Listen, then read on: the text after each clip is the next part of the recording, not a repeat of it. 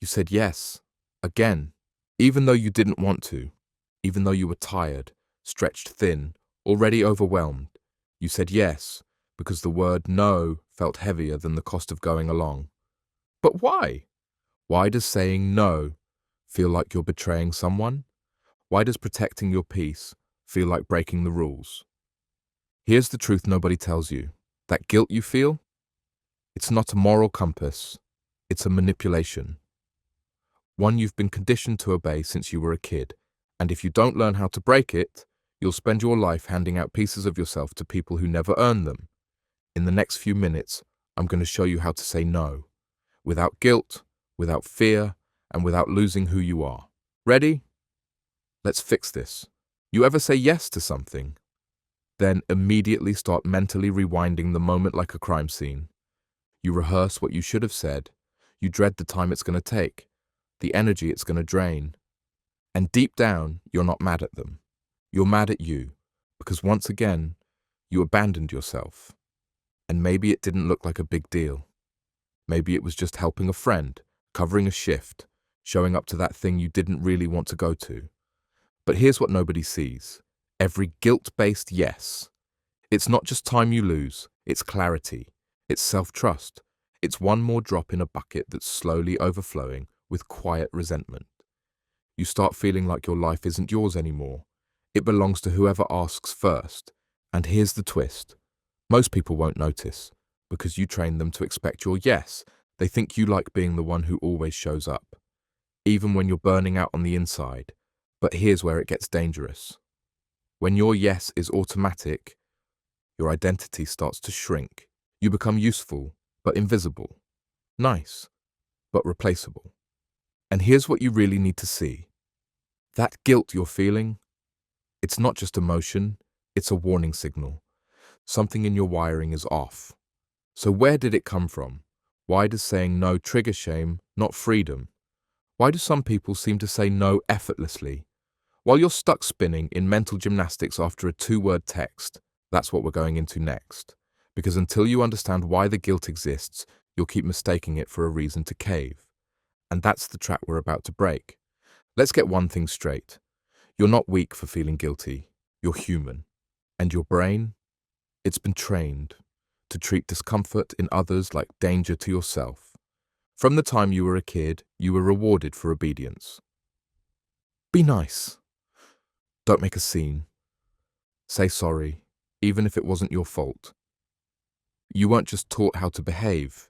You were taught that being liked meant being agreeable, even when it hurt, even when it crossed your line. And what happens when you finally try to push back? That guilt flares up like a fire alarm. Not because you've done something wrong, but because your brain is reacting like you're about to lose connection. Status. Love. Here's the real kicker. Your nervous system can't tell the difference between a healthy boundary and a social threat, unless you train it. That's why guilt doesn't just feel emotional.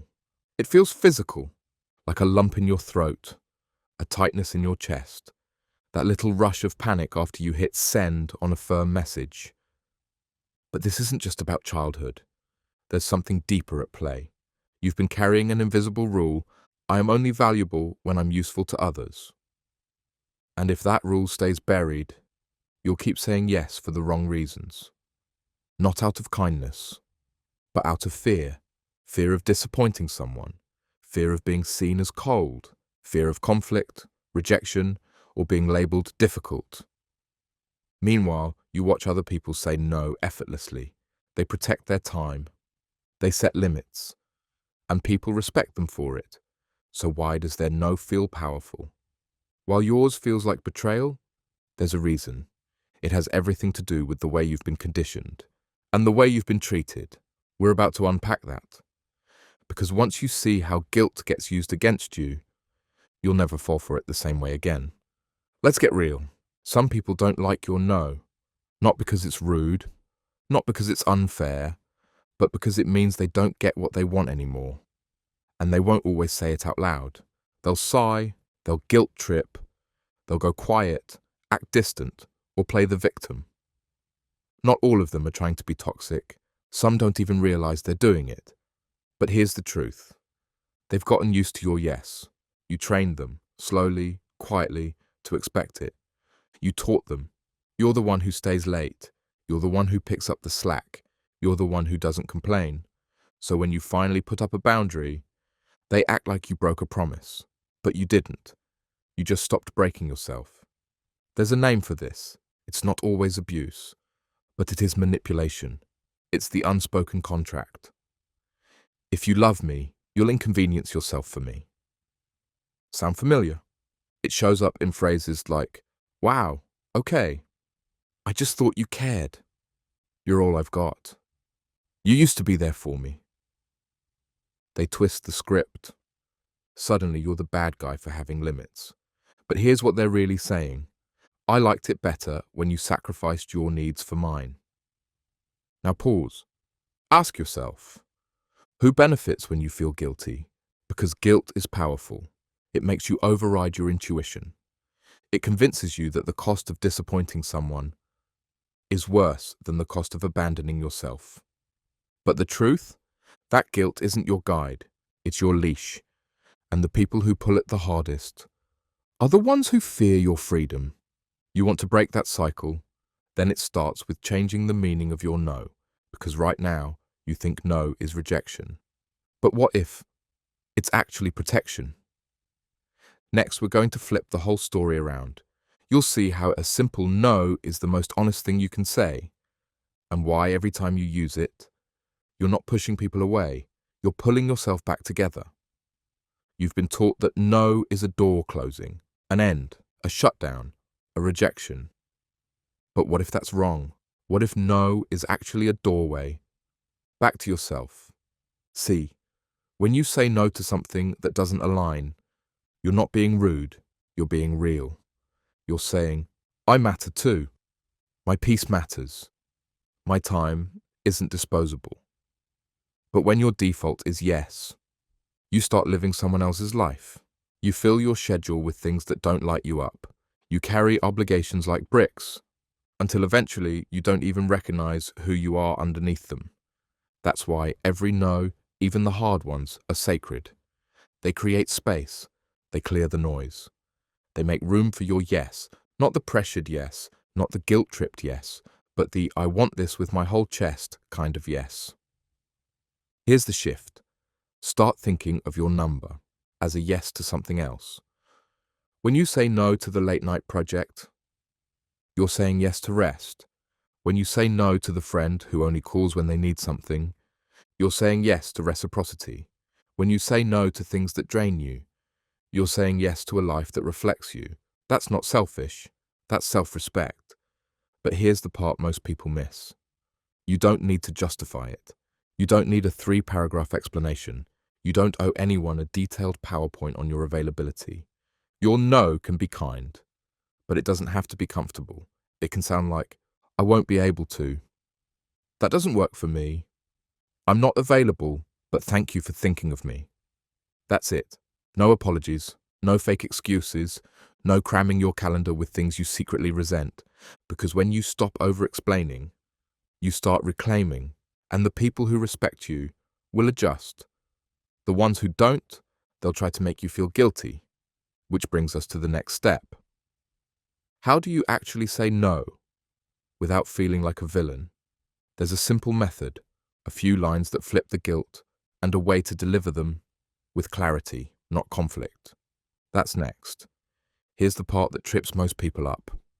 You've finally decided to say no, but now you're stuck. Heart racing, thumbs hovering over the reply, your brain screaming, don't ruin the relationship. They're gonna hate you. Just say yes and deal with it later. This is the exact moment guilt wins, unless you've already chosen your words. So here's your toolkit. Simple, clear, non-defensive. Try this. I can't take that on right now. That's not something I'm able to do. I'm focusing on fewer commitments at the moment. Or even just, I won't be able to, but I hope it goes well. Notice something? No drama, no fake excuses, no bending over backwards to be understood. Because when you say no from truth instead of tension, it lands differently. Here's what else helps. Pause before you reply. Buy yourself space. Even just saying, "Let me check and get back to you," breaks the automatic yes reflex that's been hijacking your peace. And when you do respond, check your tone and posture. Don't shrink. Don't over-apologize. Don't type like you're guilty for having a schedule. Say it like someone who knows their value, not like someone begging for permission to protect it. Because the way you deliver your no, it teaches people how to treat your time. Your voice either reinforces your worth or discounts it before they even get a chance. And look, some people won't like it. They'll get cold, they'll pull back, they'll throw shade, but that's not your cue to fold. That's your proof you were never being valued, just used. And here's the upside. When you start saying no the right way, with grace but with strength, you don't lose respect, you gain it. People trust those with boundaries, because deep down, everyone's looking for someone who knows who they are and isn't afraid to show it. But saying no once isn't the whole game. The real test is what happens after. The guilt that creeps in, the fear of being seen differently, the pressure to go back and make it right. So let's talk about that. Because next, you need to know what to expect after you start saying no, and how to hold the line when guilt tries to pull you right back in. Let's be honest. The first time you say no, really say it, it won't feel powerful. It'll feel awful, like you're breaking some invisible rule, like you just let someone down who's counted on you, like you're not you anymore. But that's not weakness, that's withdrawal. You're detoxing from a lifetime of overgiving, from saying yes to keep the peace, from being the reliable one, even when it cost you. So what happens next? People push back, not all of them, but the ones who benefited from your silence the most. They'll test you, guilt you, try to reopen the door you just closed. They'll say things like, "Wow, you've changed. You used to be there for me." Must be nice to have the luxury to say no. It'll sting, because you have changed. You're finally choosing yourself. And that's going to feel lonely at first. You might second guess everything. You might be tempted to send a follow-up message, to soften your words, to make sure they're not mad. Don't. Let the silence happen. Let the discomfort rise. Because what you're feeling isn't wrong. It's growth. And here's what you'll notice, slowly but surely. You stop over-explaining. You start checking in with yourself first. You wake up with more energy, more clarity, more peace, and eventually, you attract people who don't just tolerate your boundaries, they respect them. People who say, "I get it." People who don't take your no personally. People who see you as a whole person, not a utility. But that doesn't happen by accident. It happens when you stay consistent. Which brings us to something powerful and practical. A daily habit that rewires your default setting. So saying no doesn't feel like a betrayal. It feels like home. Coming up next, the Micro No Challenge, a simple way to build boundary strength, reset your nervous system, and finally break free from guilt-based living. If saying no feels like jumping off a cliff, start with the curb. You don't need to flip your life upside down overnight. You just need to start flexing that muscle. And the best way to do it is with a micro no. What's that? It's a small, low-risk refusal. Tiny boundaries, practiced daily, that retrain your nervous system to stay calm when you protect yourself. Here's how you do it. Don't answer a text right away. Pause. Let yourself breathe. Practice not being on call. Say no to something small, a meeting that doesn't need you, a phone call when you're resting. Stop apologizing for resting. You're not lazy, you're recovering. Don't explain it. Own it. Delay your automatic yes. Say, "Let me get back to you," even if you already know the answer. Journal one question. Daily. What am I afraid will happen if I say no? You'll start to see the stories and strip their power away. This isn't about being rude. It's about building boundary stamina. Because right now, saying no feels like confrontation. But over time, it'll feel like clarity, clean, quiet, uncomplicated. You'll stop fearing the reaction. You'll stop making up for your choices. You'll stop rehearsing every text like it's a diplomatic crisis, and you'll start hearing a new voice in your head. Yours, the one that says, I don't need a reason. My peace is reason enough. You ready for that? Good. Because the final step isn't about guilt at all. It's about identity. It's about becoming the kind of person who says yes to themselves. Fully, unapologetically, consistently. That's where we're headed next. You've spent years saying yes to things you didn't want, to people who took without giving, to expectations that were never yours to carry. And deep down, you knew it. You felt it in the tight chest, the mental fog, the quiet resentment that built like pressure behind your eyes. But now, something's different. You see it. You feel the shift. You're not just learning how to say no, you're learning how to stop abandoning yourself. That's what this really is. Not a communication skill, not a social hack, a return. Back to your energy, back to your voice, back to your center.